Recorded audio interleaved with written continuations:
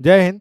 तो हमने जो पेपर 6 की जो सीरीज चल रही है हमारी, उसमें हमारा अगला ऐसे है आर्टिफिशियल इंटेलिजेंस। आपने इसको पढ़ रखा होगा जीएस पेपर 3 में, साइंस वाले टॉपिक में। लेकिन इसमें सिर्फ और सिर्फ वो जो जीएस आपने पढ़ रखा है वो तो पढ़ना ही है, पर इसमें कुछ और डायमेंशन मिलेंगे आपको, कुछ इंट्रोडक्शन अच्छा मिलेगा, निष्कर्ष मिलेगा, और एक सीक्वेंस मिलेगा कि कैसे आप ऐसे को जमा सकें और कौन कौन से टॉपिक में ऐसे आ गया तो आप एआई को उसमें यूज कर सकते हैं। तो एक ग्रेवी की तरह होगा ये, जिसको आप किसी भी सब्जी में डाल के आप उसको तैयार कर सकते हो।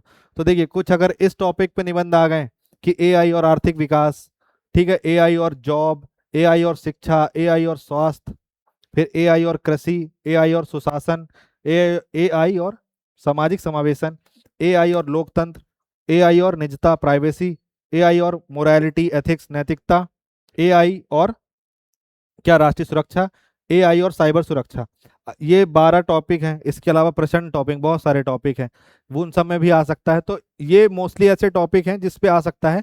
जैसे एआई और शिक्षा का भी निबंध मैंने आगे इसमें लगा के रखा, तो जब लास्ट में स्लाइड सब खत्म हो जाएगी, तो जब स्लाइड आपको उसमें मिल जाएगी किस पे, टेलीग्राम चैनल पे, तो आप एक बार देख लेना कि अगर एआई और शिक्षा आ गया तो हम कैसे लिख सकते हैं। बाकी इसमें मैं आपको इस तरीके से बता दूंगा कि किसी भी टॉपिक पे आ जाए तो आप उसको बढ़ा चढ़ा करके, मतलब जो इसमें जो बताया गया है वो तो लिख ही सकते हैं, बाकी अन्य सेक्टर्स को कैसे आप इसमें शामिल करके पूरा निबंध खत्म कर सकते हैं। तो देखते हैं, आगे बढ़ते हैं इसमें। तो एक ये इंट्रोडक्शन है, लेकिन आप इसको बहुत मुश्किल हो जाएगा इस तरीके से, तो एक बार देख लो आप, फिर मैं आपको समझा देता हूँ। तो इंट्रो बोल रहा है कि मानव सभ्यता का इतिहास अपनी बुद्धि और तकनीक के माध्यम से सीमाओं को विस्तारित करने की यात्रा है। पहिए से इंटरनेट तक तकनीक ने मानव को सोचने, सीखने और कार्य करने के तरीकों को बदला है। आज हम ऐसे दौर में हैं जहां मशीनें केवल निर्देशों का पालन नहीं करती, बल्कि सीखने, विश्लेषण और निर्णय में सहायता करने में सक्षम है। युवाल नोआ हरारी ने होमो डियोस किताब है जो उनकी, उसमें संकेत किया था कि भविष्य में तकनीक मानव की बुद्धि और निर्णय क्षमता को चुनौती दे सकती है। आज यह संभावना वास्तविकता बन रही है और कृत्रिम बुद्धिमत्ता शिक्षा, स्वास्थ्य, कृषि, उद्योग और शासन जैसे क्षेत्रों को प्रभावित कर रही है। अतः प्रश्न केवल यह नहीं कि एआई क्या कर सकती है, बल्कि यह है कि मनुष्य इसका उपयोग किस दिशा में करेगा। मानव केंद्रित और नैतिक उपयोग इसे विकास का साधन बना सकता है, जबकि अनियंत्रित उपयोग रोजगार, निजता, असमानता और मानवीय मूल्यों के लिए चुनौती बन सकता है। तो इसमें कुछ कीवर्ड्स कीवर्ड्स हैं, उसको आप अच्छे से देख लीजिए और इसके अपने ऐसे में जरूर लिखना। तो आपको लिखना है कि मानव सभ्यता का इतिहास बुद्धि और तकनीकी के माध्यम से सीमाओं को विस्तारित करने की यात्रा है। ठीक है। तो कहाँ वो पहिए से इंटरनेट तक पहुंच गया, मतलब पहिए का आविष्कार हुआ, आग का आविष्कार हुआ, कहाँ से वो इंटरनेट तक पहुंच गया। और तकनीकी ने मानव के सोचने, सीखने और कार्य करने के तरीकों को बदल दिया। जैसे कि आप अपना, अगर आपके पास घर में वॉशिंग मशीन है, आपके घर में मिक्सर है, आपके घर में और क्या होता है, एसी है, और क्या होता है, पंखा होता है, और बहुत सारी चीज़ें होती हैं। ठीक है। तो मान लीजिए वॉशिंग मशीन है, आपको कपड़ा धुलना है और आपको खाना ही बनाना है साथ में, तो आप दोनों काम एक साथ नहीं कर सकते। तो आप क्या कर सकते हैं, आप वॉशिंग मशीन में अपना कपड़ा लगा दिए और वो अपना काम होता गया, आप उधर खाना बना लिए। तो ये आउटसोर्सिंग ने, टेक्नोलॉजी ने आउटसोर्सिंग करी, उस आउटसोर्सिंग की वजह से क्या हुआ कि आपका काम बहुत आसान हुआ। फिर उसके बाद आज हम ऐसे दौर में हैं जहाँ मशीनें केवल निर्देशों का पालन नहीं करती, बल्कि सीखने, विश्लेषण और निर्णय में सहायता करने में सक्षम है। तो युval नोआ हरारी ने होमो डियोस में संकेत किया था कि भविष्य में तकनीक मानव की बुद्धि और निर्णय क्षमता को चुनौती दे सकती है। आज यह संभावना वास्तविकता बन रही है और कृत्रिम बुद्धिमत्ता शिक्षा, स्वास्थ्य, कृषि, उद्योग और शासन जैसे क्षेत्रों को प्रभावित कर रही है। तो ये हमारा इंट्रो है, आप इसको बहुत अच्छे से एक दो बार देख लेना। बहुत अच्छा इंट्रो है ये, आपको अभी लग रहा होगा कि बहुत ज़्यादा बड़ा है, लेकिन बहुत अच्छा इंट्रो है ये। फिर हम इसमें आगे इंट्रो लिख दिए, अब आगे हम इसमें परिभाषा लिखेंगे कि एआई की परिभाषा क्या है। तो एआई की परिभाषा आप लिख सकते हैं कि एआई क्या है, वह तकनीकी क्षमता है जिसके माध्यम से मशीनों और कंप्यूटर प्रणालियों को इस प्रकार विकसित किया जाता है कि वे मानव बुद्धि से जुड़े कार्य, जैसे सीखना, तर्क करना, समस्या समाधान करना, भाषा को समझना, पैटर्न पहचानना और निर्णय लेने में सहायता करना, कर सके। तो ये एआई जो है, इसकी परिभाषा यही है कि वह ये ऐसी टेक्नोलॉजी है जिसके माध्यम से मशीनों और कंप्यूटर प्रणालियों को इस प्रकार विकसित किया जाता है कि वे मानव बुद्धि से जुड़े कार्य, जैसे सीखना, तर्क करना, समस्या समाधान, भाषा को समझना, पैटर्न पहचानना और निर्णय लेने में सहायता कर सकें। तो जैसे ये एआई कितना अच्छा काम कर सकता है, इसीलिए मैंने एआई से ही ये ऐसे बनाया कि अपने बारे में कितना अच्छा बताता है। इसके अलावा जो मैंने आपको जो ऐसे बनाए होंगे, उसमें थोड़ी बहुत मदद एआई की होगी, बाकी सब फंडामेंटल नॉर्मल ट्रेडिशनल तरीके से ही बनाया गया। तो ये आप देखेंगे कि ये अपनी एआई की परिभाषा है। फिर उसी की यहाँ पे व्यापक परिभाषा है, आप देख सकते हैं अब हमारा ये देखना है कि जो एआई है इसका मूल कार्य प्रवाह कैसे होता है, मतलब एक काम कैसे करता है किस तरीके से। तो आप देखेंगे, मतलब हम ये देखेंगे कि जो फ्लो कैसा है इसका काम का। तो एक इसको डेटा मिलता है, फिर इसको ट्रेनिंग की जाती है, फिर उसके बाद ये पैटर्न रिकॉग्नाइज करता है, फिर एक मॉडल बनाता है, और फिर इसको न्यू इनपुट जब मिलता है तो ये प्रिडिक्शन करता है और डिसीजन लेता है। जैसे मान लो हजारों बिल्लियों की तस्वीरें इसको दिखाई गई, फिर एआई क्या करेगा, ट्रेनिंग, ये हजारों बिल्लियों की जो तस्वीर है ये डेटा है, फिर ट्रेनिंग करेगा, फिर बिल्ली के फीचर्स पैटर्न्स को सीखेगा और नई तस्वीर दिखाएगा, और यह बिल्ली है की प्रेडिक्शन ये कर देगा। तो इस तरीके से एआई जो है अपना कार्य प्रवाह करता है। ये आपको नहीं लिखना है, बस ये समझ के लिए था। फिर हम यहाँ पे देखेंगे कि इसका संक्षिप्त इतिहास क्या है, मतलब एआई का तब से लेके अब तक क्या हुआ है। तो आपको कुछ नाम और कुछ चीजें टर्म याद रखनी है कि 1950 के दशक में एलन ट्यूरिंग ने मशीनों की बुद्धिमत्ता पर विचार रखा और ट्यूरिंग टेस्ट की अवधारणा की दी, जिससे एआई की नींव पड़ी। आप नेटफ्लिक्स में इस पर मूवी अवेलेबल है, वो जरूर देखिएगा। जो एलन ट्यूरिंग थे, ये इन्होंने क्या किया था, अपने इस ट्यूरिंग टेस्ट के थ्रू क्या किया जाता था, किसी भी कंप्यूटर की टेस्टिंग की जाती थी, ऐसा काम होता था उसमें। तो इन्होंने ट्यूरिंग टेस्ट से जो वर्ल्ड वॉर जो चल रहा था और उसमें जर्मनी के बहुत सारे जो फाइटर प्लेन उड़ते थे उनको निस्तनाबूद करने का बहुत अच्छा काम किया था इसने। परंतु ये उस दौरान गए थे, और ब्रिटेन में क्या समस्या थी, जो लॉ था वो एंटी एलजीबीटी के लिए था, तो उसकी वजह से इनको बाद में फांसी की सजा दी गई थी। तो एलन ट्यूरिंग जो है ट्यूरिंग टेस्ट के लिए जाने जाते हैं, ये आपको यहाँ पे याद रखना है। फिर जॉन मैकार्थी 1956 में, इन्होंने जो एक कॉन्फ्रेंस हुई थी, उस कॉन्फ्रेंस का नाम था डार्ट माउथ कॉन्फ्रेंस। इसमें पहली बार एआई शब्द का औपचारिक प्रयोग किया गया, और जॉन मैकार्थी को फादर ऑफ एआई कहते हैं, ये आपको लिखना है। फिर 60 से 80 के दशक में एक्सपर्ट सिस्टम का विकास हुआ।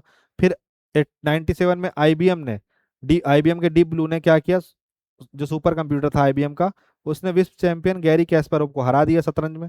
फिर 2012 में डीप लर्निंग में सफलता हासिल हुई, और बिग डेटा, बेहतर कंप्यूटिंग शक्ति और नए एल्गोरिदम की मदद से डीप लर्निंग में महत्वपूर्ण सफलता मिली। फिर 2016 में अल्फागो की सफलता, मतलब गूगल डीप माइंड के अल्फागो ने गो के विश्व स्तरीय खिलाड़ी को हराकर एआई की क्षमता को नई ऊंचाई दी। फिर उसके बाद 2022 के बाद जनरेटिव एआई, जैसे जो अभी अपन देख रहे हैं, चैट जीपीटी, क्लाउड और जेमिनाई और परप्लेक्सिटी, ऑडियो बुक, एलएलएम और ऐसी बहुत सारी चीज़ें। फिर चैट जीपीटी जैसे टूल्स ने क्या किया, जनरेटिव एआई का व्यापक प्रसार हुआ और आम जनजीवन का हिस्सा बन गया, और वर्तमान में एआई का व्यापक उपयोग हो रहा है हर क्षेत्र में। तो आपको मैंने जो यहाँ पे भी बताया है कि सबसे पहले आपको बताया कि इंट्रो कैसा लिखना है, इंट्रो के बाद मैंने आपको बताया कि उसकी परिभाषा क्या लिखें हम एआई की। उसके बाद आप एक कार्य प्रवाह छोटा सा लिख देंगे, इसको मत लिखिएगा, मैं आगे वो बताऊंगा उससे क्या लिखेंगे आप। फिर आप लिखिएगा एआई का इतिहास। तो संक्षिप्त इतिहास ये है, सारांश यहाँ पे कि एआई की यात्रा एलन ट्यूरिंग के विचारों शुरू होकर जॉन मैकार्थी के योगदान, तकनीकी प्रगति और निरंतर नवाचारों के साथ आज एक ऐसे युग में पहुंच चुकी है जहां पर मानव जीवन को बेहतर बनाने की अपार संभावनाएं प्रदान कर रही हैं। तो इस तरीके से आपको ये जो 1 2 3 4 5 6 8 स्लाइड लगी हुई है जो लाइन से, इन आठों को आपको बहुत अच्छे से याद कर लेना है, और इससे आपका आधा पैराग्राफ का एक पेज में, जैसे एक पेज में आप 2 पैराग्राफ लिखेंगे, तो इतना हिस्सा जो है आपका फर्स्ट हाफ जो है कवर हो जाएगा आपका इतिहास बता के। अब एआई कैसे कार्य करता है, आप उसमें थोड़ा बहुत ये भी डिटेल आपको देनी पड़ेगी, कैसे काम करता है। तो ये डेटा का कलेक्शन करता है, ठीक है, सबसे पहले डेटा कलेक्ट करेगा, फिर उसके बाद क्या करेगा, उसकी प्रोसेसिंग करेगा, उसका प्रसंस्करण करेगा, प्रसंस्करण करने के बाद क्या करेगा, मॉडल ट्रेनिंग करेगा, उसको अरेंज करेगा हर जगह, ठीक है। फिर उसके बाद पैटर्न पहचानेगा, पैटर्न पहचान लेगा, पैटर्न पहचानने के बाद ट्रेंड मॉडल जो है उसका, सीखे गए पैटर्न के साथ मॉडल तैयार हो जाता है और भविष्य के लिए उपयोग योग्य होता है ये।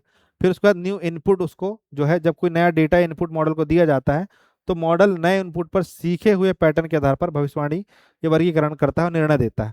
फिर फीडबैक उसको जैसे मिलता है कि जैसे आपने उससे कुछ पूछा, आप फिर उससे आपसे फीडबैक मांगेगा कि क्या मैंने आपको सही जवाब दिया, आप बोल दोगे यस, तो फिर वो आगे इस चीज़ को अपने फीडबैक में ले जाएगा कि मुझे इसी तरीके की जानकारी देनी है अगर ऐसा सवाल आए तो फीडबैक और सुधार करेगा, और उसके बाद समय के साथ मॉडल और अधिक सटीक और प्रभावी होता जाएगा।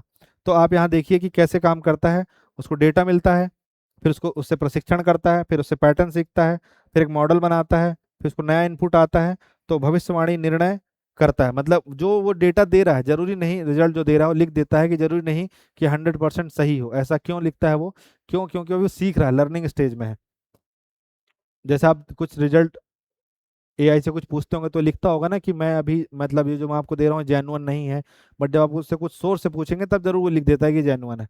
तो इस तरीके से एआई काम करता है। अब इसको आप पैराग्राफ में ऐसे लिख सकते हैं, और मैं इसको पढ़ूंगा नहीं, आप इसमें कुछ टर्म है जैसे कि मशीन लर्निंग एल्गोरिदम, फिर एआई मॉडल, फिर उसके बाद आपका भविष्यवाणी वर्गीकरण, और डीप लर्निंग, और आर्टिफिशियल न्यूरल नेटवर्क। जो ये छोटे छोटे टर्म्स हैं, ये आप इसको देख लेना, जो मतलब मैंने आपको यहाँ पे पीछे बताया है इसी का ही यहाँ पे ये पैराग्राफ फॉर्म है। अब कैसे काम करता है के बाद कुछ टाइप होंगे, तो जैसे टाइप क्या क्या हो गया, नैरो एआई हो गया, मतलब छोटे भैया काम कर रहे हैं, जैसे अलेक्सा गाना बजा दो इस टाइप से। फिर उसके बाद जनरल एआई जो अभी हम यूज कर रहे हैं।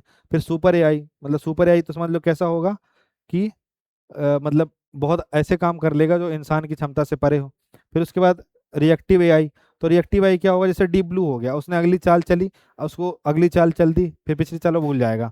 तो या फिर जैसा आपका यूट्यूब है, तो उसका एल्गोरिदम रिएक्टिव एआई है, मतलब वो भूल जाएगा। कैसे, जैसे आपने अभी गजल सर्च करी, कुछ देर बाद आपने पंजाबी गाना सुन लिया तो गजल दिखाना बंद कर देगा। फिर आप पंजाबी गाना सुनते सुनते आप तेलुगु गाना सुनने लगे तो पंजाबी गाना दिखाना बंद कर देगा। फिर लिमिटेड मेमोरी एआई, वही यूट्यूब से मिलता जुलता है कुछ वो। फिर थ्योरी ऑफ माइंड, ये बड़ी एआई है, मतलब ये सुपर एआई से भी ऊपर है। और सेल्फ अवेयर एआई, मतलब ये अपने से ही चीज़ों का विकास कर लेगा, इस टाइप से चिट्टी रोबोट टाइप से है ये।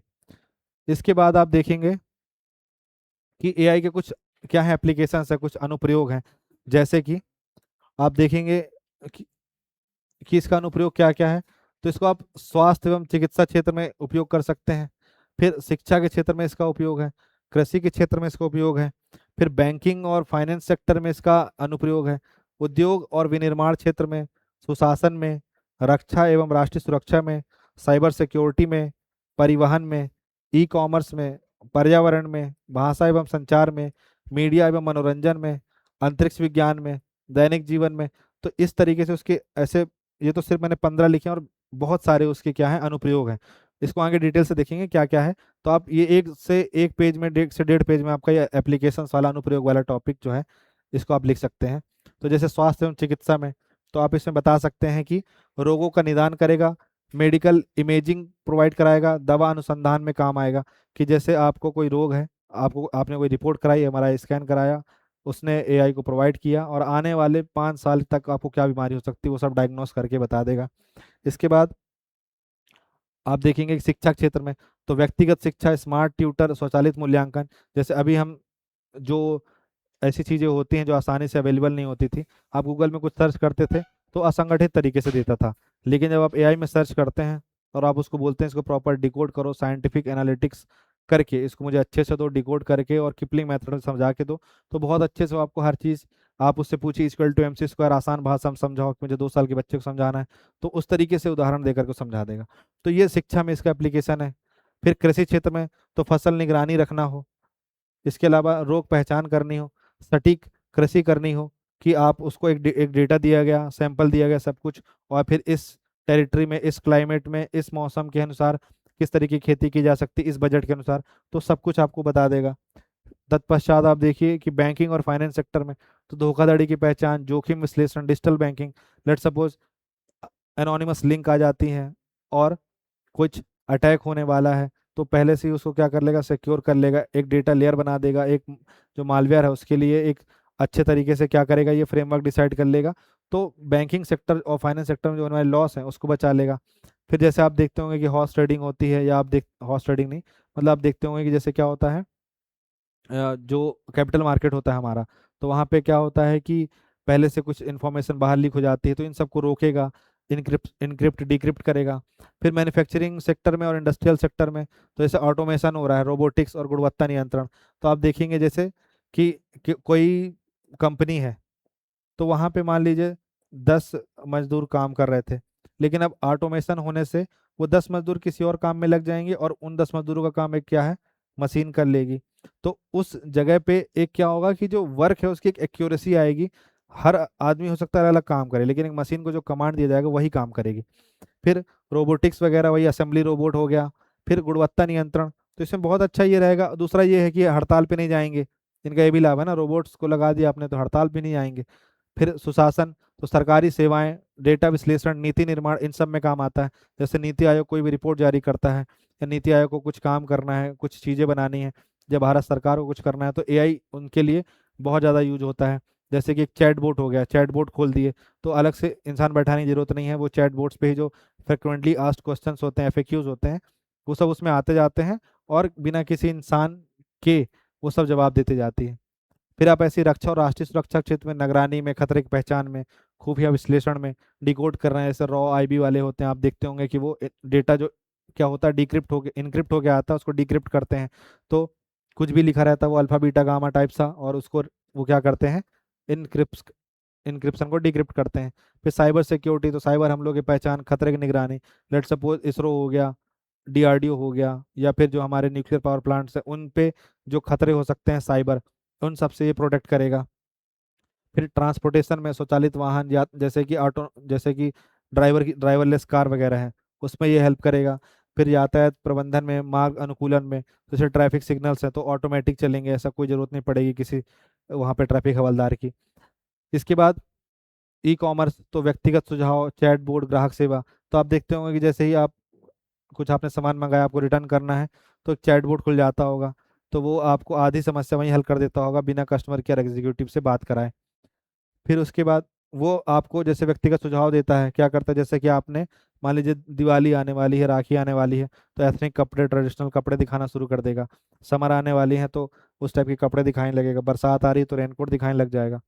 फिर इन्वायरमेंट में जैसे क्लाइमेट पूर्वानुमान, तो जैसे आईएमडी जो है, तो आईएमडी जैसे डेटा दे रहा है, तो आईएमडी ने डेटा दिया तो ये बता देगा कि भाई इस साल जो है अल नीनो का बहुत प्रभाव रहने वाला है। और आज की खबर आपने पढ़ी होगी कि बहुत बड़ा, किसमें, खरीफ की फसल में बहुत बड़ी गिरावट आएगी अल नीनो की वजह से। तो ये जलवायु पूर्वानुमान देगा। प्रदूषण की क्या करेगा, निगरानी रखेगा। फिर आपदा प्रबंधन में मदद करेगा, कि जैसे मान लीजिए कि डेटा आया कहाँ से, पूर्वानुमान आएगा कहाँ से, डेटा आएगा कहाँ से, आएगा डेटा जो आईएमडी डेटा देगी कि भाई क्या होने वाला है इसमें, आपका जो कोस्टल रीजन है, यहाँ पे सुनामी आने वाली, यहाँ पे साइक्लोन आने वाला है, तो इन लोगों को पहले से आगाह कर दिया जाएगा, इन क्षेत्र के लोगों को। तो इस तरीके से पर्यावरण में मदद करेगा। फिर भाषा और संचार में मदद करेगा, अनुवाद में, वॉइस असिस्टेंट में। जैसे अभी मैंने जो लिखा है, अभी इंग्लिश में लिखा था तो मैंने इसको अनुवाद करवाया उससे, या फिर आप उस वॉइस असिस्टेंट का यूज़ करके आप पूरा जैसे हम बात करते हैं उससे। जैसे कि आपने देखा होगा एक रील कि कर्नाटक में एक व्यक्ति घूमने गया था, तो उसको बार्गेनिंग करानी थी किससे, जो ऑटो ड्राइवर था कर्नाटक का। अब वो हिंदी बेल्ट का था, जो लड़का था, जो कस्टमर था, तो उसको क्या नहीं आती थी, कन्नड़, और उसको हिंदी नहीं आती थी। उसने एआई को बोला कि मैं एक ऑटो में बैठा हुआ था और 100 रुपये ये मेरे से मांग रहे हैं, जबकि 50 रुपये लगता है, तो इनसे नेगोशिएशन करवाओ इनकी लैंग्वेज में। तो कन्नड़ा लैंग्वेज में फिर बोलती है और नेगोशिएशन करता है, और ऑटो वाला उसको 50 रुपये कम कर देता है। तो भाषा एवं संचार ऐसे मदद करती है वो।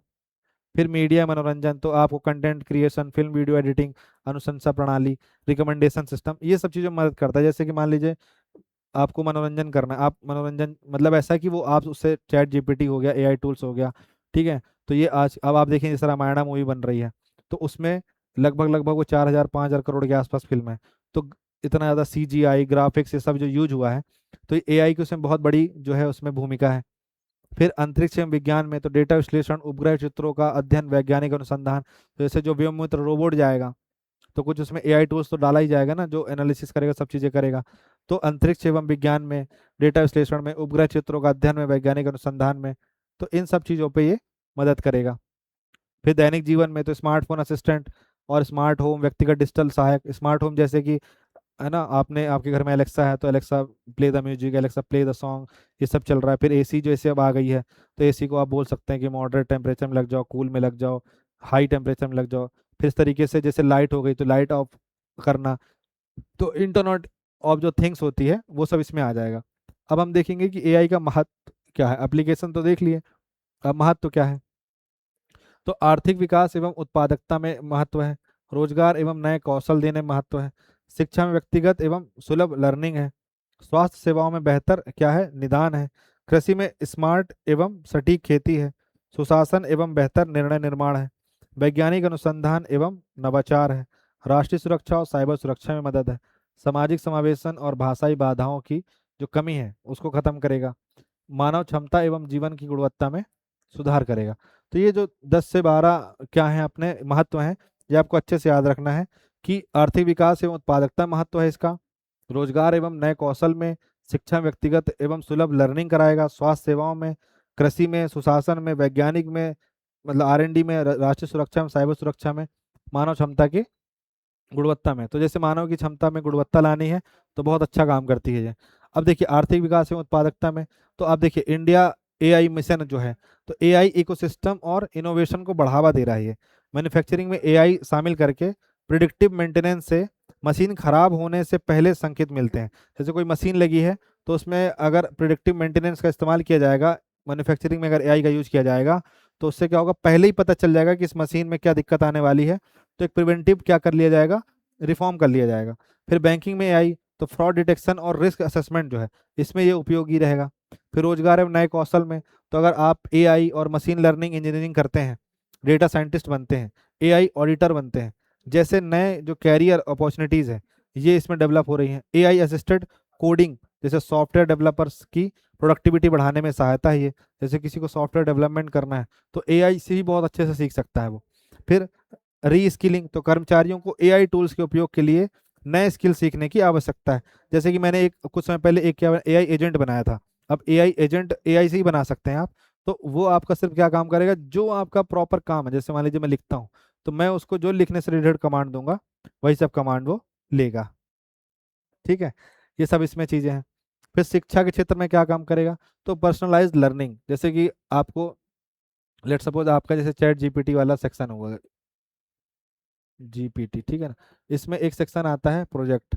उस प्रोजेक्ट वाले सेक्शन में जा करके आप जैसे मान लीजिए कि आपको क्या लिखनी है, आपको जैसे कोई बुक लिखनी है, आप उसको एक बार बताइए कि मैं बुक लिखना चाह रहा हूँ, उस बुक में क्या हो, रोमांटिक टाइप की हो और थोड़ा सा उसमें दर्द हो, प्यार हो, मोहब्बत हो, सब कुछ हो। आप उसको ऐसी कमांड दे दीजिए और एक कहानी उसको एक्सप्लेन कर दीजिए। उसके बाद आप उससे बात करते जाइए और वो आपके लिए एक ऐसी किताब लिख देगा जो अभी तक मौजूद भी नहीं होगी मार्केट में और बहुत हार्ड टचिंग भी होगी। तो इस तरीके से ये काम करता है। तो पर्सनलाइज लर्निंग है, मेरे को क्या सीखना है, फिजिक्स सीखना है मेरे को, मैं साइंस बैकग्राउंड को, लेकिन मेरे को ह्यूमैनिटी आर्ट्स अच्छे से सीखना है, तो ये सब काम करा देगा ये। एआई ट्यूटर्स, तो कठिन कॉन्सेप्ट्स को व्यक्तिगत स्तर पर समझाने में सहायता है। आप पूछिए उससे E=mc², आपको बहुत अच्छे से समझाएगा। आप उससे पूछिए कि मुझे इंटरस्टेलर मूवी जो है क्रिस्टोफर नोलन की, उसका मुझे अच्छे से डिकोड करो कि कैसे वो टाइम एंड स्पेस के बारे में बताता है, कैसे वो बताता है कि जो टाइम है वो फोर्थ मैटर, जो फोर्थ डायमेंशन होता है, टाइम कैसे फोर्थ डायमेंशन है, टाइम कैसे फिजिकल हो सकता है। आपको ये सब चीज़ें वो समझाएगा। फिर भाषाई अनुवाद, तो एआई के माध्यम से विभिन्न भारतीय भाषाओं में एजुकेशनल कंटेंट उपलब्ध कराएगा। इसके आप देखते होंगे जैसे कि अपने से वो कैप्शन देने लग जाता है। मान लीजिए किसी को मेरा वीडियो कन्नड़ में देखना है तो वो एआई यूट्यूब में जाएगा, यूट्यूब का जो एआई है वो उसको कन्नड़ा में भी दिखा सकता है वीडियो ये। फिर जो हेल्थ है उसमें क्या करेगा, एआई बेस्ड मेडिकल इमेजिंग, जैसे एक्सरे, सीटी स्कैन आदि में एबनॉर्मेलिटीज पहचानने में सहायता करेगा ये। जैसे मान लीजिए कि 1.22 कुछ होना चाहिए था, नैनोमीटर किसी चीज़ को होना चाहिए था, पर 1.02 है, इससे बहुत ज़्यादा अंतर नहीं आ गया। लेकिन वो जो है इस चीज़ को रिकॉग्नाइज करके भविष्य में होने वाले रोगों के बारे में बता देगा। फिर ड्रग डिस्कवरी, तो नई दवाओं की खोज टेस्टिंग प्रोसेस को क्या करेगा, तेज करेगा। टेलीमेडिसिन, दूर दराज क्षेत्रों में प्राथमिक स्वास्थ्य सेवाओं को सपोर्ट करेगा। इसके अलावा कृषि के क्षेत्र में, तो क्रॉप डिसीज डिटेक्शन, मतलब कि कोई क्रॉप है उसकी पत्ती में कुछ कलर आ गया, आप उसकी फोटो खींच के उसमें डालें, वो बता देगा कि क्या क्या समस्या जो है आने वाली है भविष्य में इसमें। फिर वेदर प्रिडिक्शन और प्रिसीजन एग्रीकल्चर, मतलब सॉइल सैटेलाइट और क्रॉप डेटा के आधार पर इरिगेशन एवं फर्टिलाइजर का बेहतर उपयोग, कि मतलब कैसे प्रिसीजन एग्रीकल्चर, प्रिसाइज एग्रीकल्चर, मतलब कि जैसे आप जैसे मध्य प्रदेश के मान लीजिए कि पूर्व इस क्षेत्र मध्य प्रदेश के क्या हो रही है, बहुत ज़्यादा कपास की खेती हो रही है, लेकिन अब यहाँ का वेदर धीरे धीरे चेंज हो रहा है, तो वो बताएगा कि नहीं अब यहाँ पे आप ये वाली खेती नहीं करें, दूसरी खेती करें। फिर सुशासन में, तो एआई बेस्ड सिटीजन सर्विस नागरिकों को तेज और ऑटोमेटेड सर्विस देगा। फ्रॉड डिटेक्शन और डेटा ड्रिवन गवर्नेंस, तो बड़े डेटा सेट्स के विश्लेषण से पॉलिसी मेकिंग में सहायता करेगा। तो ये सुशासन में ये सब काम करेगा, आपको ये सब पता है, बस आप नज़र घुमाते जाइए। विज्ञान में अल्फा फोल्ड, मतलब प्रोटीन स्ट्रक्चर्स की प्रिडिक्शन में एआई का महत्वपूर्ण उपयोग होगा। क्लाइमेट मॉडलिंग, मौसम और क्लाइमेट पैटर्न्स को समझने में सहायता करेगा। Space research, satellite data analysis और मिशन प्लानिंग में एआई का उपयोग करेगा। अब जैसे कि मान लीजिए कि अगर कोई एआई टूल्स उसमें लगा होगा, किसमें, तो फैल्कन 9 गिरा हुआ है किसमें, चांद में, तो अगर उसमें लगा होगा और इधर पे अगर उनका जो भी कनेक्टिविटी अभी तक उसमें कुछ होगी तो सब बता देगा कि क्यों जो फैल्कन 9 है एलोन मस्क का जो टेस्ला वाला, वो क्यों जो उसका क्या बोलते हैं उसको, जो सैटेलाइट था वो क्यों जा करके चांद पे गिर गया और क्या नुकसान उससे होगा भविष्य में, वो सब चीज़ें बता देगा वो। फिर राष्ट्रीय और साइबर सुरक्षा, तो इसमें क्या है, जो साइबर थ्रेट है उसको डिटेक्ट करेगा। जैसे कि मान लीजिए कि तारापुर न्यूक्लियर पावर प्लांट है, तो इसमें कुछ अगर ऐसा क्या आ रहा है, बग आ रहा है, तो पहले से उसको डिटेक्ट करके ख़त्म कर देगा। फेशियल ऑब्जेक्टिव रिकॉग्निशन जो है, तो जैसे मान लीजिए कि बहुत सारे फेशियल, करोड़ों फेशियल फेस को वो क्या कर लेगा, स्टोर कर लेगा। अब उससे अगर कोई क्राइम होता है तो उस क्राइम, जैसे उसने कुछ क्राइम किया है बंदे ने, और फिर एक डिपॉजिटरी जो बनी होगी उसमें स्कैन किया जाएगा, तो अगर उस पर फेस फेस उसका निकल आएगा तो फिर क्रिमिनल को पकड़ना आसान होगा। तो सिक्योरिटी और सर्विलांस में उपयोग। फिर डिफेंस एआई, तो ऑटोनोमस सिस्टम, इंटेलिजेंस एनालिसिस और बैटलफील्ड डिसीजन सपोर्ट में उपयोगी है ये। फिर इसके पश्चात सामाजिक समावेशन में ये उपयोगी है, जो मैंने आपको पीछे बताया। जैसे सामाजिक समावेशन में कैसे उपयोगी है, मान लीजिए आप तमिलनाडु गए, आपको हिंदी आती है, आपको तमिल नहीं आती, तो आप एआई से बोल देंगे कि आप इसको तमिलनाडु में चीज़ें समझा दो, तो वो आपको समझा देगा और उस व्यक्ति को आपकी भाषा समझ में आ जाएगी। फिर वो कुछ बोलेगा तो आपको समझ में आ जाएगा। ऐसे ही क्या हो जाएगा, समावेशन हो जाएगा। फिर मानव जीवन एवं क्षमता, तो जनरेटिव एआई असिस्टेंट जो है राइटिंग, रिसर्च, इंफॉर्मेशन प्रोसेसिंग में सहायता करती है। जैसे कि आपको अगर आप एआई का यूज़ कर रहे हैं पढ़ाई में, तो आप देखते होंगे बहुत अच्छे अच्छे वो इमेज जनरेट करता है, बहुत अच्छे अच्छे वो ग्राफिक जनरेट करता है, जिसके थ्रू क्या होता है, आपका काम आसान होता है। तो ये आपकी पढ़ाई को और बेहतर बनाता है। एक्सेसिबिलिटी टूल्स, तो दृष्टिबाधिता लोगों के लिए इमेज और ऑडियो डिस्क्रिप्शन देता है। जैसे कि आप कोई इमेज दिखाइए और उसको गूगल स्कैन करेगा और बोल देगा कि इस इमेज में लेफ्ट साइड में ये है, राइट साइड में ये है। जैसे मान लो विराट कोहली धोनी की इमेज है, अब आप देख के तो नहीं पहचान सकते क्योंकि आप ब्लाइंड है, तो वो बोल के बता देगा कि ये फेमस क्रिकेटर विराट कोहली और थाला फॉर अ रीजन है। फिर स्मार्ट असिस्टेंट तो रोजमर्रा कार्यों में समय और श्रम की बचत कराता है। आप सुबह उठे, आप सुबह रोमांटिक गाना सुनते थे, वो अपने आप सुबह यूट्यूब आपको दिखा देगा कि भाई आप तो सुबह रोमांटिक गाना सुनते हो, तो लो मैं आपको गजल नहीं सुनाता हूँ, ये सीधे गाना सुनो। अब ये सब हम जब देख लिए महत्व, अब इसी को आप लाभ लिख सकते हैं, इसी को महत्व लिख सकते हैं, और इसी को ही उसके फायदे लिख सकते हैं। अब चुनौतियां, सब कुछ अच्छा तो होगा नहीं, तो कुछ चैलेंजेस होंगे। तो क्या चैलेंजेस होंगे, रोजगार पर प्रभाव पड़ेगा भैया, अगर रोबोट्स आ जाएंगे, एआई वाले जनरेटेड रोबोट्स आ जाएंगे, चिट्टी आ जाएगा, तो फिर कैसे काम चलेगा, तो रोजगार पर प्रभाव पड़ेगा। डेटा की गोपनीयता नहीं रहेगी, इसमें थोड़ा सा इंग्लिश ज़्यादा है, ये वाला देख लीजिए। हाँ, तो रोजगार पर प्रभाव पड़ेगा, डेटा की गोपनीयता जो है नहीं रहेगी, एल्गोरिदमिक पक्षपात होगा। मान लीजिए कैसे होगा ये कि लेट सपोज आपको मिठाई खानी है, अब इंदौर शहर में आप आए हैं, आपको नहीं पता कि सबसे अच्छी मिठाई की दुकान कौन सी है, आप गूगल में सर्च मारेंगे, आपको सबसे ऊपर दिखा दिया, मान लीजिए अग्रवाल स्वीट, जेएमबी, भंवरी लाल, ये दिखा दिया। लेकिन मान लीजिए कि जरूरी नहीं कि वो अच्छी दुकानें हो, मान लीजिए ऐसा, ठीक है, जरूरी नहीं, मैं ऐसा नहीं कह रहा हूँ ऐसा है, मैं बता मान लीजिए कि ऐसा हो, तो अगर आपको ऐसा है कि कोई सी किसी गली में कोई बहुत अच्छी मिठाई की दुकान है, और आपको उसको सच उसकी मिठाई सच में आपको बहुत अच्छी लगी, चाहे आपने मिल्क केक खाया, काजू कतली खाई, और आपको सच में बहुत अच्छी लगी उसकी कंपैरिजन में जिसको टॉप में दिखा रहा था, तो यहाँ पे आपको समझ में आएगा कि जो एल्गोरिदम है वो जिसको टॉप पे दिखाएगा उसकी दुकान की ज़्यादा सेल बढ़ेगी, बजाय इसके कि जो सच में अच्छा है। तो ये एक समस्या आने वाले समय में होगी कि आपको स्वयं से चयन करने का मौका ही नहीं मिलेगा, जो वो बताएगा आपको ही चयन करना पड़ेगा। फिर डीप फेक और मिस इन्फॉर्मेशन, तो जैसे आपने रश्मिका मंदाना वाला जो उस समय हुआ था कि उनकी बॉडी पार्ट्स को लेकर के डीप फेक वीडियो बनाया गया था, वो एक इशू बहुत बड़ा था, तो वो चीज़ें हैं। फिर साइबर सुरक्षा के खतरे हैं, फिर एथिकल अकाउंटेबिलिटी इशू है, डिजिटल डिवाइड है, मानव निर्भरता है, ह्यूमन डिपेंडेंस है ये, ठीक है, कि मतलब ह्यूमन डिपेंडेंसी खत्म होगी।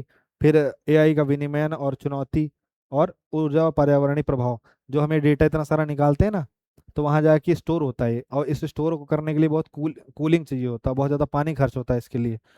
अब चुनौती में कुछ और आगे हम देखें, तो ये दैनिक भास्कर की कल की खबर थी, कितनी अच्छी बात है कि मैं ये टॉपिक बनाने वाला था और खबर ही आ गई। तो ऐसा था कि एआई ने खुद बनाई फर्जी पहचान, लोगों को बहका कर करना चाहा साइबर हमला, सवाल उठे तो पुराने रिकॉर्ड को सामान्य दिखाने के लिए उसमें बदलाव भी किए। मतलब समझ रहे हैं कि झूठ बोलना सीख गया है ये, मतलब कोई टेक्नोलॉजी तब तक खतरनाक नहीं है जब तक वो झूठ नहीं बोल रही, अब ये झूठ बोलना सीख गया, और झूठ बोलना सिर्फ किसके बस का काम है, इंसान के बस का। तो टेस्ट में एआई को नहीं मिला था धोखा देने का कोई निर्देश, फिर भी वो ऐसी हरकतें कर गया। तो ये एक बहुत बड़ा कंसर्न है, इसको आप देख लेना। इसके अलावा एक कंसर्न ये भी है कि 68% बोले फर्जी वीडियो बनाना अपराध बने। मतलब कि लोकल सर्विकल एक सर्किल सर्वे हुआ था कि हर दूसरा भारतीय देख चुका है डीप फेक वीडियो। मतलब आप अगर कोई वीडियो देख रहे हैं तो डीप फेक होगा, ऐसा इसमें बोला गया है कि हर दूसरा व्यक्ति इसको देख चुका है। तो केंद्र सरकार डीप फेक पर एक अगला कानून लाने की तैयारी में है ताकि फर्जी वीडियो एआई आधारित साइबर धोखाधड़ी पर प्रभावी कार्रवाई हो सके। तो 10 में से 7 लोगों की राय ये है कि ये आपराधिक कार्रवाई बने। ठीक है, 60% ऐसे वीडियो बनाना अपराध घोषित हो, 14% बोले कि बड़ा जुर्माना लगे। ये सब तमाम चीज़ें हैं। तो आप समझ गए होंगे कि मैं कहना क्या चाह रहा हूँ। तो आपको डीप फेक और इसके पहले जो मैंने आपको बताया कि एआई मॉडल में बिना किसी निर्देश के अपने तरीके से भ्रामक व्यवहार का अनूठा मामला, ये चीज़ें, ये कहाँ का मामला था? लंदन का मामला था। ठीक है। इसके बाद जो युval नोआ हरारी हैं, ये एंथ्रोपोलॉजिस्ट हैं, साथ ही साथ में बहुत बड़े हिस्टोरियन हैं, और साथ ही साथ में दुनिया के टॉप 10 मोस्ट आईक्यू वाले लोगों में जाने जाते हैं। इन्होंने कुछ किताबें लिखी हैं और जिस जो एआई को लेकर के बहुत चुनौतियां या बहुत चिंता पैदा करती हैं उसके बारे में है। तो उनकी एक किताब है नेक्सस, जो अभी लेटेस्ट किताब है। तो देखो, इनकी कुल 4 किताबें हैं। Sapiens, a brief history of humankind, फिर Homer a brief history of tomorrow, फिर उसके बाद 21st century, 21 lesson for the 21st century. इसके बाद जो नेक्सस है, a brief history of information networks from the stone age to AI. तो आप अगर अपने जीवन में कुछ भी किताब भले नहीं पढ़ें, आप भले गुनाहों का देवता ना पढ़ें, आषाढ़ का एक दिन ना पढ़ें, दीवार पे खिड़की रहती ना पढ़ें, रेत की मछली ना पढ़ें, गबन गोदान निर्मला कुछ ना पढ़ें, लेकिन ये 4 किताबें आप जरूर पढ़ें, क्योंकि इससे आपका इतना आईक्यू डेवलप होगा जितना आप सोच नहीं सकते। ये 4 किताबें जरूर पढ़ें, और हिंदी में भी अवेलेबल हैं। चारों आपको 1000 रुपये के अंदर मिल जाएगी। तो क्रम से पढ़ना, सबसे पहले इसको पढ़ना, फिर इसको पढ़ना, फिर इसको पढ़ना, फिर इसको पढ़ना, क्रम से पढ़ना। तो युval नोआ हरारी ने कुछ चिंता जताई है कि एआई के चैलेंजेस को लेकर के, जिसमें आप देखिए कि ये क्या करती है, मानव निर्णय क्षमता को कमजोर करती है। आप देखते होंगे कि आपको बिकॉज की स्पेलिंग तो आती होगी, लेकिन आप BCOZ लिख देते होंगे। आपसे इन एक्स ऑस्टिवल की स्पेलिंग पूछ लूंगा तो आप परेशान हो जाएंगे।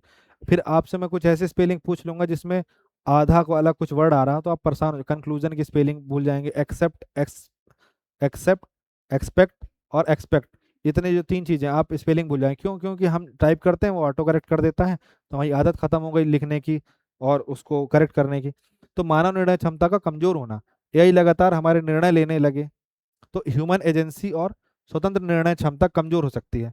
होमो डियोस में हरारी उस भविष्य की चर्चा करते हैं जहां अथॉरिटी धीरे धीरे ह्यूमन से एल्गोरिदम्स की ओर जा सकती है। ठीक है।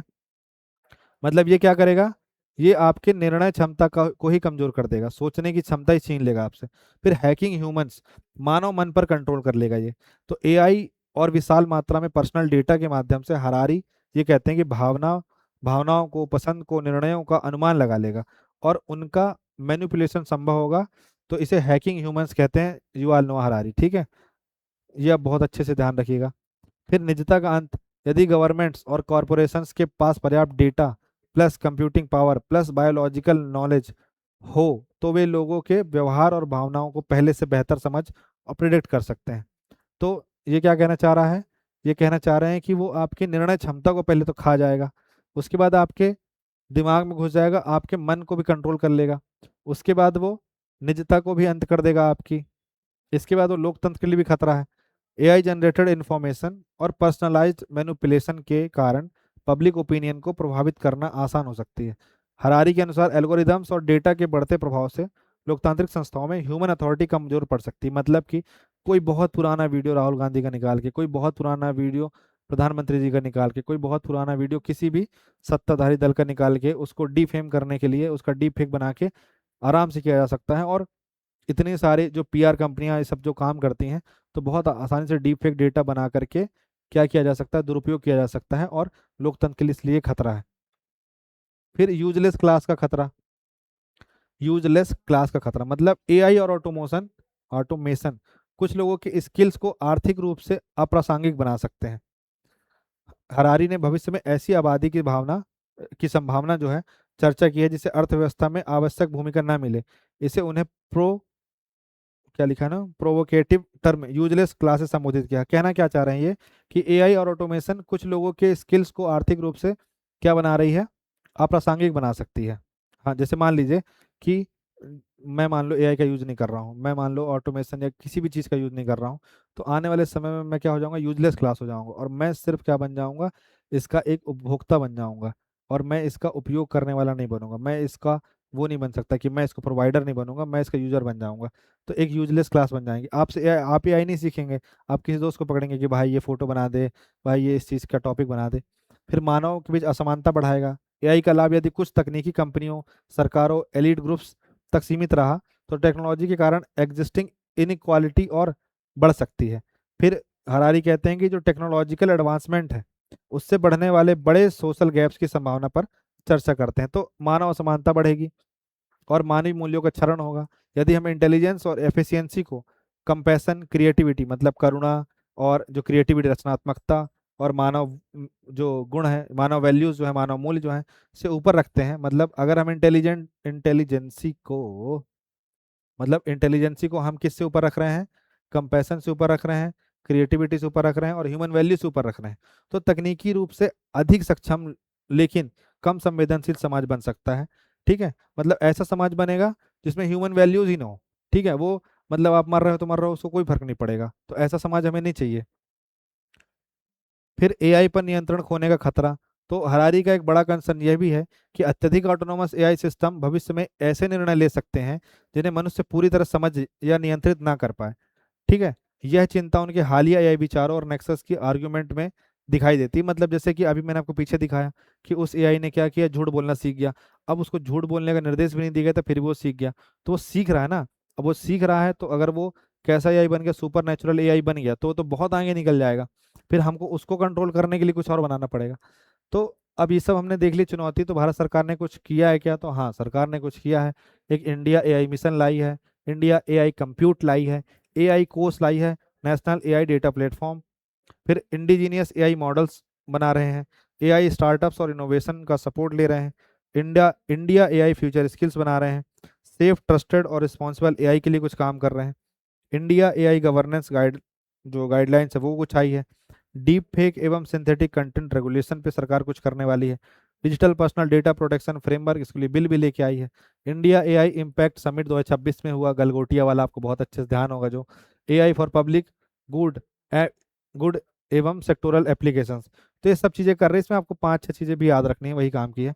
तो इंडिया एआई मिशन जो है सबसे महत्वपूर्ण ये है, क्यों? क्योंकि ये 7 मार्च 2024 को यूनियन कैबिनेट ने इसकी मंजूरी दी, और कुल बजट 10,371 करोड़ इसका बजट रहा है।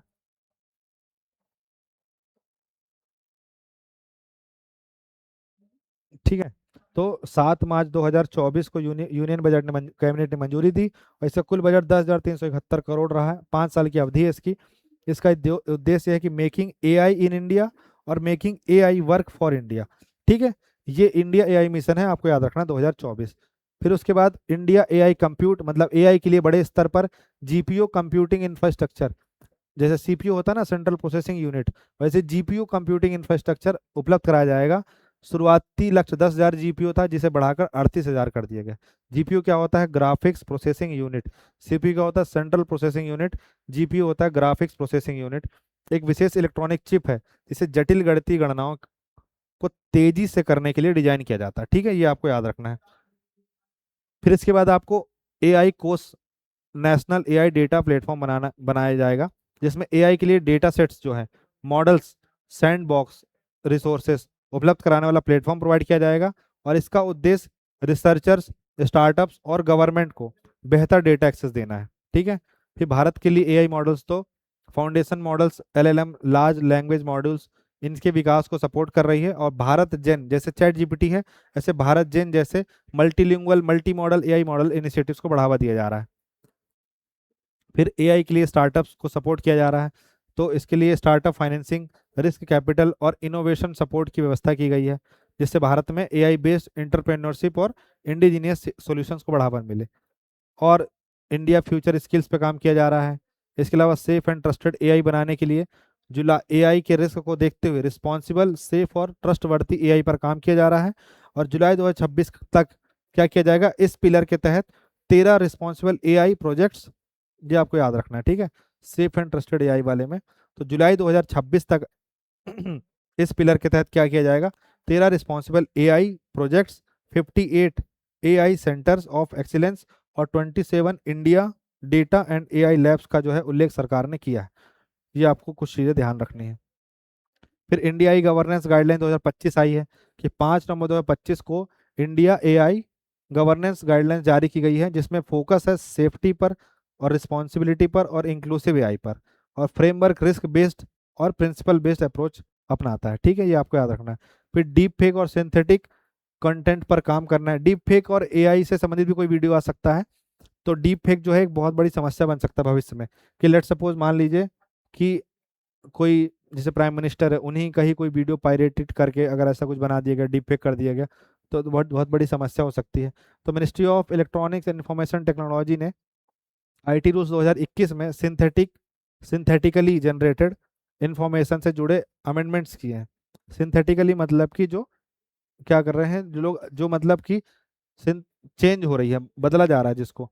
तो इसका उद्देश्य डीप फेक इम्पर्सन इम्पर्सन क्या सॉरी इसका उद्देश्य क्या है, जो डीप फेक है और इम्पर्सोनेशन है और मिस इन्फॉर्मेशन है, ऐसी समस्याओं से निपटना है। और 26 में इन नियमों का अपडेटेड फ्रेमवर्क भी उपलब्ध कराया जाएगा। तो ये डीप फेक से लड़ने के लिए है। इसके अलावा डेटा प्राइवेसी फ्रेमवर्क है, तो आप digital personal data protection rule 2025 जो है ये लिख सकते हैं आप। इसके अलावा आप इंडिया एआई इम्पैक्ट समिट जो हुआ है, कब, 16 से 21 फरवरी 2026 में हुआ, न्यू दिल्ली में हुआ। इंडिया एआई इम्पैक्ट समिट आयोजित किया गया। इसका core idea people planet and progress. Summit के बाद फिर समिट के बाद new Delhi declaration on AI impact को 92 देशों और इंटरनेशनल ऑर्गेनाइजेशन ने इंडोर्स किया।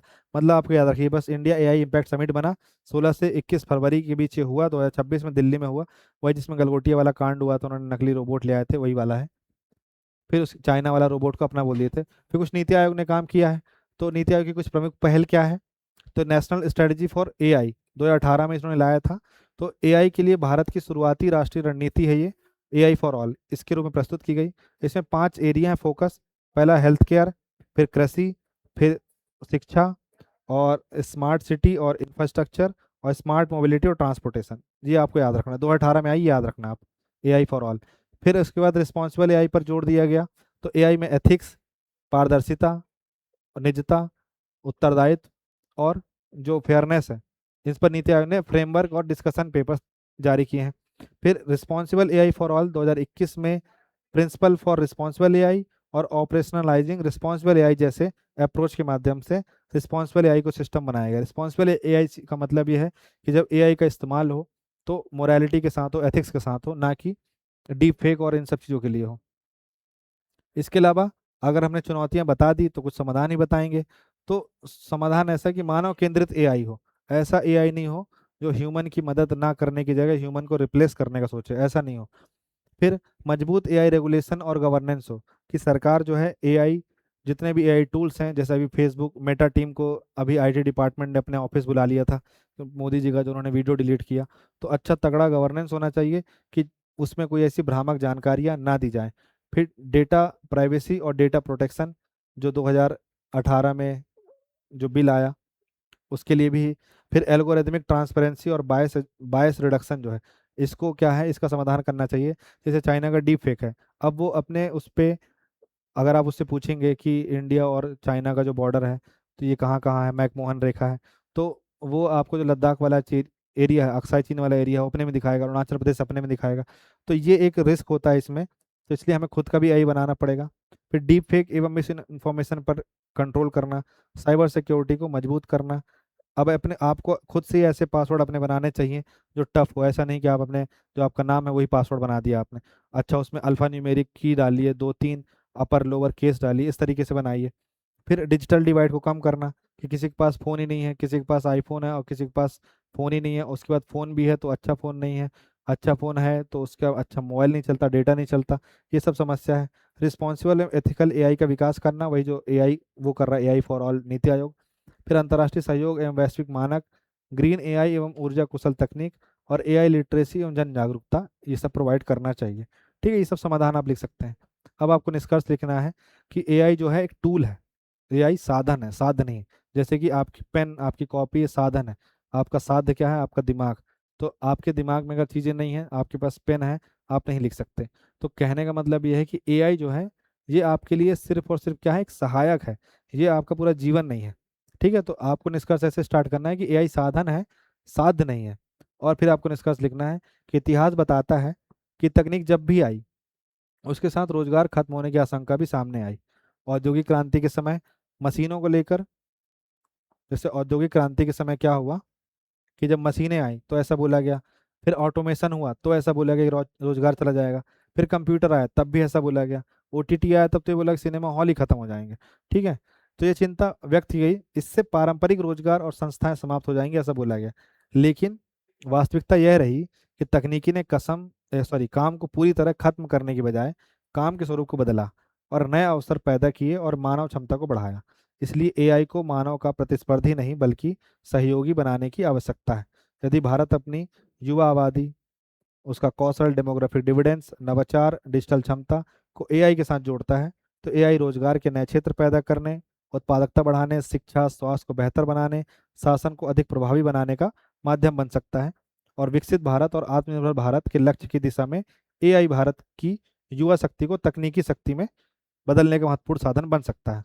अतः चुनौती यह नहीं कि एआई मानव को रिप्लेस करेगा या नहीं, बल्कि यह है कि भारत एआई को कितनी कुशलता से अपनाकर मानव क्षमता को मल्टीप्लायर बना सकता है। कहने का सार यह है कि जो युवा आबादी है वो कैसे, और जो कौशल देकर के जनसांख्यिकी लाभांश है ये प्रोवाइड करा करके कैसे जो आपका एआई है उसको इस तरीके से यूज किया जाए कि वो इंडिया के लिए कर्स बनने की जगह वो इंडिया के लिए वरदान बन जाए। तो हमें यहाँ पे समझना है कि एआई क्या है, साधन है, साध्य नहीं है। तो इस तरीके से आपका पूरा जो इसको आप लिखिए, फिर आप ये लिखिए और आपका जो ऐसे है वो समाप्त होगा। शुरू में जो कुछ पढ़ा है वो आपको यहाँ दिख जाएगा कि एआई क्या है, ठीक है, फिर उसके अनुप्रयोग क्या है, उसके लाभ क्या हैं, चुनौतियाँ क्या हैं, और जिम्मेदार एआई के लिए क्या आवश्यक कदम है। ये सब चीज़ें आप देख लीजिएगा, रिवीजन हो जाएगा।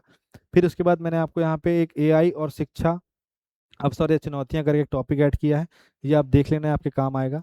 तो एआई से शिक्षा में नए अवसर कैसे पैदा होंगे, फिर एआई और शिक्षक की भूमिका क्या होगी, समाधान एआई का जिम्मेदार उपयोग कैसे होगा, एआई से चुनौतियां का उत्पन्न होंगी, डिजिटल डिवाइड वगैरह, और निष्कर्ष। तो इस तरीके से जो है ये आपका पूरा ऐसे कंप्लीट होता है। तो आई होप सो ये आपको पूरा टॉपिक समझ में आया होगा। So thank you so much for watching this video. Have a nice day.